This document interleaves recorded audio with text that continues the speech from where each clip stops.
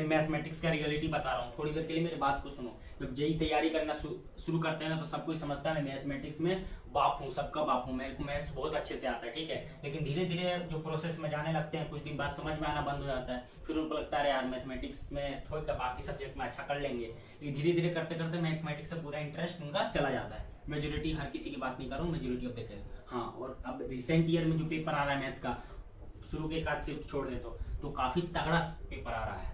Last year तो इस बहुत ही शानदार पेपर था मैथमेटिक्स का। तो मैथमेटिक्स का पेपर नेक्स्ट लेवल को टच कर रहा है, समझ में आ रहा है। तो आपको यहाँ पे दिमाग लगाना है, यहाँ पे दिमाग से काम करना है, इसी को स्मार्ट तरीका बोलते हैं। क्योंकि अब अच्छा से अच्छा बंदा, टॉपर बंदा भी मैथमेटिक्स में कम नंबर आ रहे हैं। बताओ, 40 नंबर 50 नंबर पे मैथमेटिक्स में 99 पॉइंट कुछ परसेंटाइल बन रहा है, 45 नंबर 50 नंबर पे मैथमेटिक्स में, समझ पा रहा।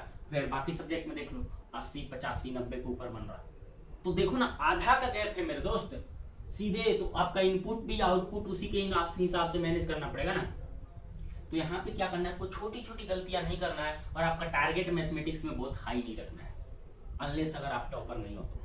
जो मैं बातें बोल रहा हूँ सबके लिए एप्लीकेबल है, चाहे वो बंदा 95 प्लस परसेंटाइल लाया हो, चाहे उससे नीचे लाया हो। जो मैं बात बोल रहा हूँ इसको सही तरीके से सुनो और फॉलो करो।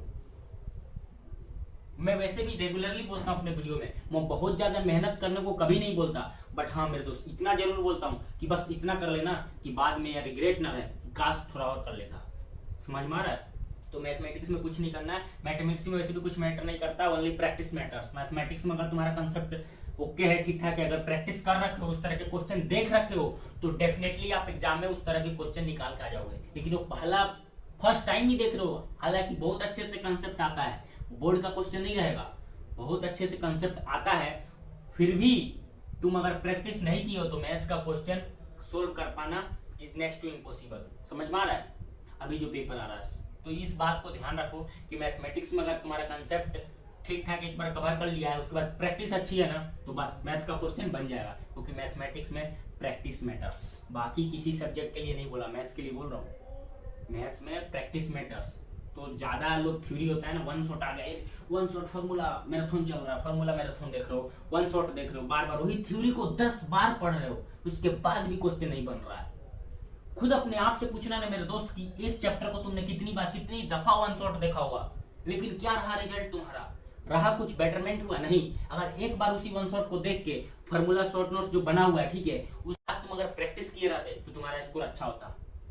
लेकिन वही है, करने वाले बहुत कम है ना, इसलिए जेई में सिलेक्शन तो बहुत कम का ही होना। अभी अपन ने इस टॉपिक फर्स्ट पॉइंट को कवर कर दिया, जिसमें कंफर्टेबल हो उसी टॉपिक को टच करो, उसी को अच्छा करो, वन शॉट पे डिपेंड ना रहो, कवर कर दिया। थर्ड पॉइंट है जो कि बहुत इंपॉर्टेंट है कि जेई स्पेसिफिक टॉपिक है ना, उसको तो तुम इतने अच्छे से कर लो मेरे दोस्त, इतने अच्छे से कि लास्ट जो 2 साल के क्वेश्चन है उसमें से तुम्हें मिस्टेक एक भी क्वेश्चन में नहीं करना है, मतलब मैक्सिमम क्वेश्चन तुम्हें बन जाना चाहिए। इतने अच्छे से कर लो जेई स्पेसिफिक टॉपिक, क्योंकि इससे क्वेश्चन वापस आएगा, वापस तुमसे गलती होगी, इसी में गलती होगी। क्योंकि तुम्हारे मैथ्स में मालूम कितने नंबर आ रहे हैं, तुम्हें रियलिटी बता दूं, तुम्हें लग रहा होगा कि बहुत अच्छा ला रहा हूँ मैथ्स में, 50 परसेंटाइल आ गया है, 60 परसेंटाइल आ गया है। अब वो कुछ नहीं होता, 60 परसेंटाइल 5 परसेंटाइल, ठीक है, 50 परसेंटाइल, उससे तुम्हारे 5 नंबर आएंगे पेपर में, 10 नंबर आएंगे मैथ्स में। इतना तो पूरे पढ़ने की मैथ्स क्या जरूरत है। 20 नंबर तो तुम डायरेक्ट प्रोबेबिलिटी के अनुसार तुम सब ऑप्शन को कर दो, कोई एक ऑप्शन पकड़ के, तो 20-25 नंबर आ जाएगा। ये मैं ऐसा नहीं बोल रहा हूँ कि आ जाएगा भाई, लास्ट ईयर मैंने बताया था लोगों को, दोस्त सब कोई बताया था, मैथ्स में ले आए थे 80 परसेंटाइल 85 परसेंटाइल, वो सबसे ज्यादा था उनका, अदर सब्जेक्ट में भी नहीं था इतना, उसमें बाकी पढ़ के अपने मन से किए थे।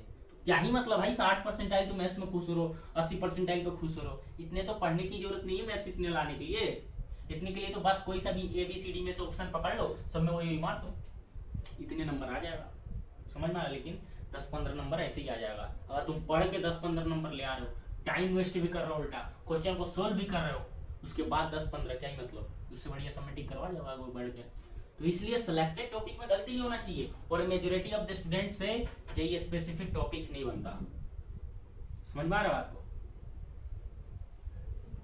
तो इनमें बिल्कुल मिस्टेक नहीं करना, इनको अच्छे से कर लेना, ठीक है। आगे बढ़ते हैं।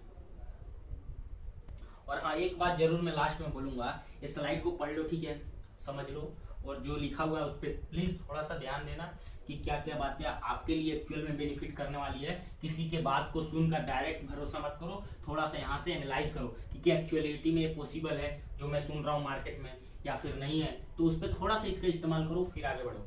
मैं एक बात बोलूंगा कि अपने सिचुएशन को तुम खुद समझो और उस पर देन रिस्पॉन्स करो। Let the resonance to occur. अगर तुम अपने सिचुएशन को नहीं जानोगे कि तुम किस परिस्थिति में हो और किसी भी जो मार्केट में चल रहा है उस पर तुम उनके ट्रैप में फंस गए, तो क्या होगा? इससे कोई बेनिफिट होगा? नहीं होगा।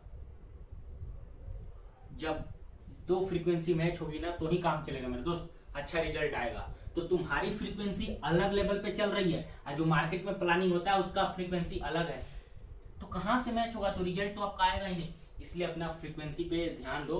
मैं नहीं बोलता किसी का पेड क्रैश न देखो, किसी का फ्री क्रैश कोर्स ना लो, ऐसा नहीं होता। अपने सिचुएशन को एनालाइज करो, फिर जो मर्जी हो करो। तुम्हारे लिए जो बेनिफिट लगे, बेनिफिशियल लगे, किसी से पूछ लो, जान पहचान है, उनसे सलाह ले लो, जिन्होंने एक्सपीरियंस किया हो ये सब चीज़ों को, फिर फॉलो करो। ऐसे इनडायरेक्टली नहीं जाना, ठीक है?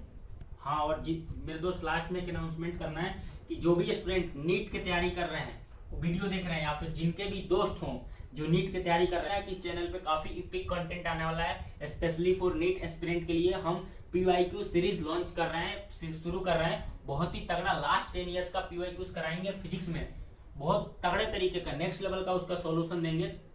अभी तक यूट्यूब पे ऐसा सॉल्यूशन नहीं होगा, उस तरह का सॉल्यूशन आएगा जो कि आपको अंदर बहुत ही ज्यादा वैल्यू एड करने वाला है। आप खुद सोचना शुरू कर दोगे कैसे प्रॉब्लम को टैकल करते हैं। आप इजीली सटासट 30 सेकंड में आप प्रॉब्लम को टिक करके आओगे एग्जाम हॉल में। इस लेवल का कंटेंट लेकर आ रहा है। हमारा ज्यादा टारगेट है ही नहीं, मतलब कराना ही नहीं है कि ये घंटे में पूरे चैप्टर खत्म कर देना, पूरे 45 क्वेश्चन 50 क्वेश्चन कंप्लीट करना है। वो कराना है तो पड़े हुए हैं बहुत अदर वीडियो, जाके देख लो। यहाँ पे होगा कि 25 मिनट में 5 क्वेश्चन होगा, लेकिन वो 5 क्वेश्चन तुम्हारे अदर 50 क्वेश्चन के बराबर होगा। वो 5 क्वेश्चन करके जाओगे ना, जितना चीज मैं सिखा दूंगा वो बाकी कहीं नहीं सीख पाओगे। तुम्हारा ये डेवलप करूंगा ये, और ये जिस दिन डेवलप हो गया ना उसी दिन तुम्हारा सिलेक्शन होता है। बहुत लोग का देखा होगा 4 अटेम्प्ट लग गए, 7 अटेम्प्ट 9 अटेम्प्ट में सिलेक्शन हो रहा है। क्यों हो रहा है? क्योंकि उनका ये डेवलप क्या हुआ, 6 अटेम्प्ट के बाद हुआ। उनको 5 अटेम्प्ट 6 4 अटेम्प्ट देने के बाद रियलाइज हुआ कि मेरे दोस्त फिजिक्स का क्वेश्चन करना है, तो कितना भी रट लो फॉर्मूला नहीं होगा जब तक यहाँ से काम करना शुरू नहीं करोगे। आज जब जिस दिन ये काम करना शुरू कर दिया ना, चुटकी में क्वेश्चन होगा। नेक्स्ट वीडियो, जब तक कीप लर्निंग, कीप एक्सप्लोरिंग।